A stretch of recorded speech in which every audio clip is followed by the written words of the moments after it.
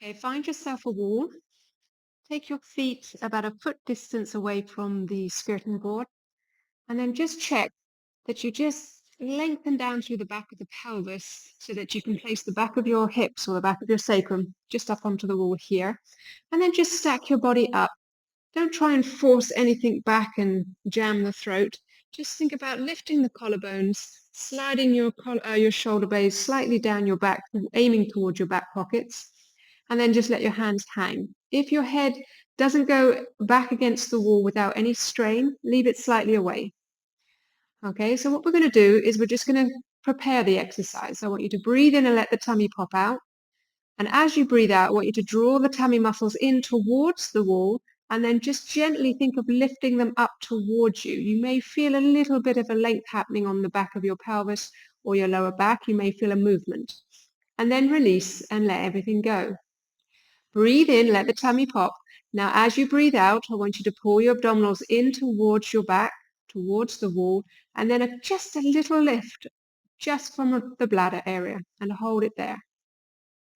Now, keeping the tummy held, you're just going to breathe in and you'll find the breath gets directed in other parts of the body. And as you breathe out, I want you just to tip your head to look down towards your feet without jamming your throat. You should be able to talk.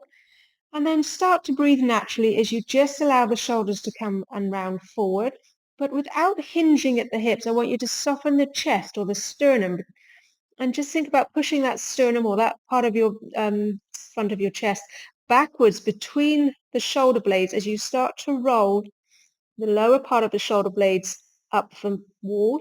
And as you come forward, keep those abdominals in and up because they're going to want to pop.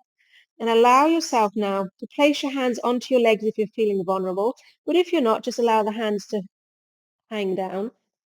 And then start to unfold your body. And then as you get towards the hips, your pelvis or the back of your hips are going to slide up the wall. And you allow yourself just to aim towards your feet. Doesn't matter where you come to. Stop where you feel that that's it. Now just take a check of your feet for me. Are you pressing on the insides of your arches of your feet, or are you still feeling the outside? I want you to feel the outside of your feet. So the baby toe, third toe, fourth toe, keep them grounded. And think of lengthening your big toe so that your arches on the inside are active. And now if you're feeling a little strain, I'm holding you there for a reason, bend the knees. Just a little bit of a bend so you don't lock. Now, keeping the tummy in, just do a breath in for me. Nice big breath. You'll feel all the upper back of the rib cage expanding. Now, as you breathe out, send your feet strongly through the floor and start to tip your pelvis under you so you can place your sacrum back up onto the wall. So your glutes are active here. Your thighs are active. Allow your lower part of your sacrum to touch the wall.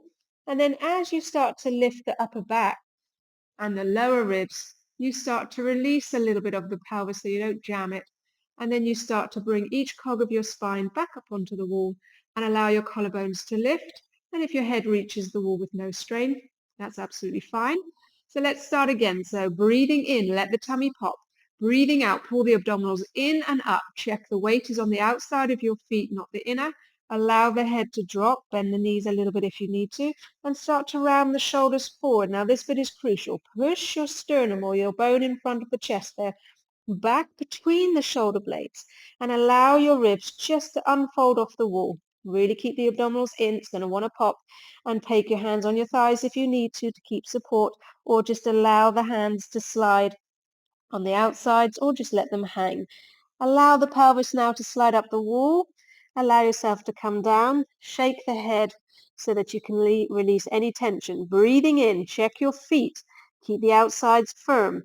Breathe out. Press the feet through the floor so that you engage the hamstrings and the glute muscle and start to roll your pelvis slowly. You can walk your hands up your thighs if you need to, and allow yourself to unfold onto the wall. Collarbones lift, head comes back. If it's not touching the wall, still no problem. Breathing in, let the tummy pop. Breathe out, pull the abdominals in, a slight softening of the knees. Check your feet. And as you start to bring your head forward to look to your toes, soften that chest backwards between the shoulder blades as you peel the back ribs off the wall. Remember, keep the abdominals in. Allow yourself to bring your hands onto your thighs if you need to, or just keep rolling down.